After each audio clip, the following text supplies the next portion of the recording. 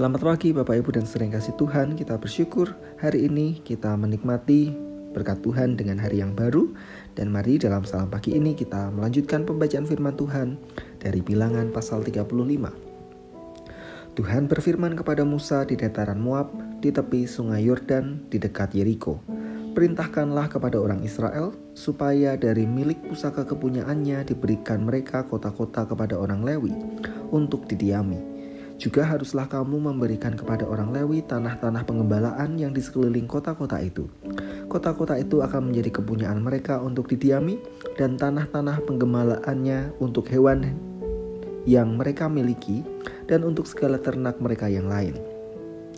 Tanah-tanah penggembalaan kota-kota yang harus kamu berikan kepada orang Lewi itu ialah dari tembok kota keluar 1000 hasta berkeliling.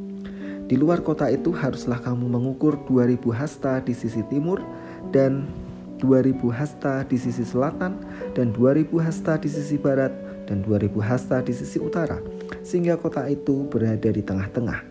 Itulah bagi mereka tanah-tanah penggembalaan kota-kota. Mengenai kota-kota yang harus kamu berikan kepada orang Lewi itu ialah 6 kota perlindungan yang harus kamu berikan, supaya orang pembunuh dapat melarikan diri ke sana. Di samping itu haruslah kamu memberikan 42 kota.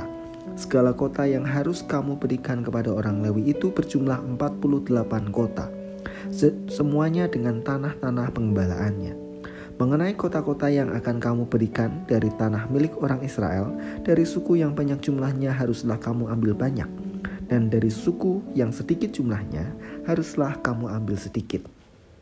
Setiap suku harus memberikan dari kota-kotanya kepada orang Lewi sekadar milik pusaka yang dibagikan kepadanya.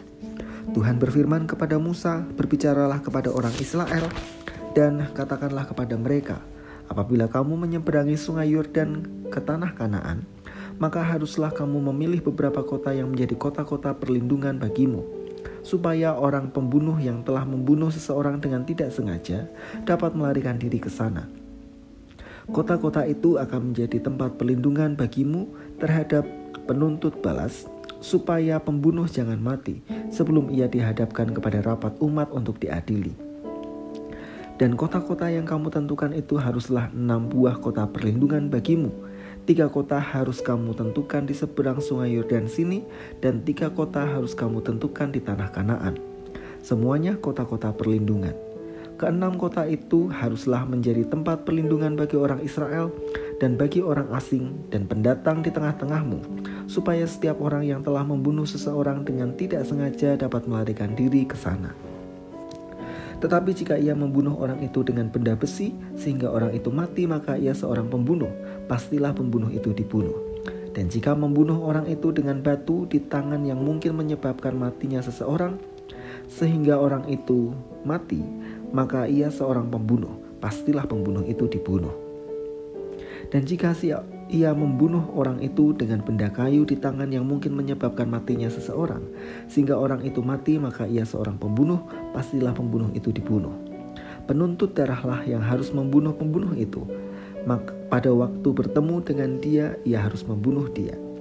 Juga jika ia menumbuk orang itu karena benci atau melempar dia dengan sengaja sehingga orang itu mati, atau jika ia memukul dia dengan tangannya karena perasaan permusuhan sehingga orang itu mati, maka pastilah si pemukul itu dibunuh.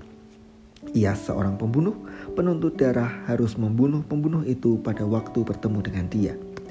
Tetapi jika ia sekonyong-konyong menumbuk orang itu dengan tidak ada perasaan permusuhan, atau dengan tidak sengaja melemparkan sesuatu benda kepadanya, atau dengan kurang ingat menjatuhkan kepada orang itu sesuatu batu yang mungkin menyebabkan matinya seseorang, sehingga orang itu mati, sedangkan ia tidak merasa bermusuh dengan orang itu dan juga tidak mengikhtiarkan celakanya, maka haruslah rapat umat mengadili antara orang yang membunuh itu dan penuntut darah menurut hukum-hukum ini.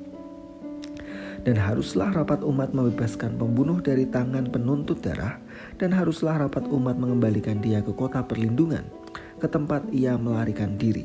Disitulah ia harus tinggal sampai matinya imam besar yang telah diurapi dengan minyak yang kudus.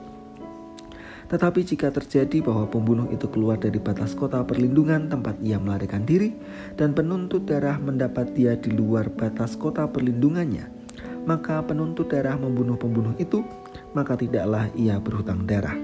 Sebab pembunuh itu wajib tinggal di kota perlindungan sampai matinya imam besar. Tetapi sesudah matinya imam besar, bolehlah pembunuh itu kembali ke tanah kepunyaannya sendiri. Itulah semuanya yang harus menjadi ketetapan hukum bagimu turun-temurun di segala tempat kediamanmu. Setiap orang yang telah membunuh seseorang haruslah dibunuh sebagai pembunuh menurut keterangan saksi-saksi. Tetapi kalau hanya satu orang saksi saja tidak cukup untuk memberi keterangan terhadap seseorang dalam perkara hukuman mati. Janganlah kamu menerima uang tebusan karena nyawa seorang pembunuh yang kesalahannya setimpal dengan hukuman mati. Tetapi pastilah ia dibunuh. Juga janganlah kamu menerima uang tebusan karena seseorang yang telah melarikan diri ke kota perlindungannya, supaya ia boleh kembali untuk diam di tanahnya sebelum matinya imam besar. Jadi janganlah kamu mencemarkan negeri tempat tinggalmu, sebab darah itulah yang mencemarkan negeri itu. Maka bagi negeri itu tidak dapat diadakan pendamaian oleh karena darah yang tertumpah di sana, kecuali dengan darah orang yang telah menumpahkannya. Maka janganlah najiskan negeri tempat kedudukanmu yang di tengah-tengahnya aku diam, sebab aku Tuhan diam di tengah-tengah orang Israel. Suku Lewi adalah satu-satunya suku yang dipakai oleh Tuhan Allah secara khusus untuk melayani di kemah suci. Mereka tidak menerima bagian di tanah Kanaan, maka suku lain yang menerima bagian dari tanah perjanjian wajib mendukung penghidupan dan pekerjaan suku Lewi. Caranya, mereka harus membagikan kota-kota perlindungan bagi suku Lewi dan tanah penggembalaan bagi ternaknya. Dari sini kita belajar, bagi orang-orang yang kita ketahui hidup dalam panggilan pelayanan, kita perlu mendukung pelayanannya. Kita dipanggil untuk terlibat dalam dukungan pelayanan yang dikerjakan oleh orang-orang yang secara khusus dipilih untuk melayani Tuhan. Sedangkan pada perikop yang kedua kita melihat betapa Tuhan Allah ingin agar umatnya hidup menjadi umat yang adil dan tidak semena-mena, sekalipun terhadap orang yang berbuat kesalahan. Mereka harus membuat kota perlindungan sebagai tempat pelarian sampai matinya imam besar.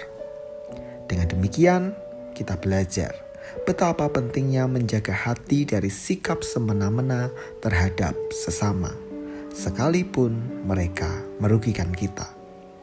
Pembalasan sebuah kesalahan tidak akan pernah berakhir jika dikerjakan dengan memunculkan kesalahan yang baru. Mari kita berdoa. Terima kasih Tuhan untuk firman yang kami renungkan hari ini. Tolong kami agar firman-Mu ini boleh kami hidupi, kami lakukan, dan membuahkan hasil seperti yang Tuhan kehendaki di sepanjang kehidupan kami. Kami menyerahkan aktivitas kami hari ini, kiranya Tuhan menyertai. Di dalam nama Tuhan Yesus, kami berdoa dan bersyukur. Amin.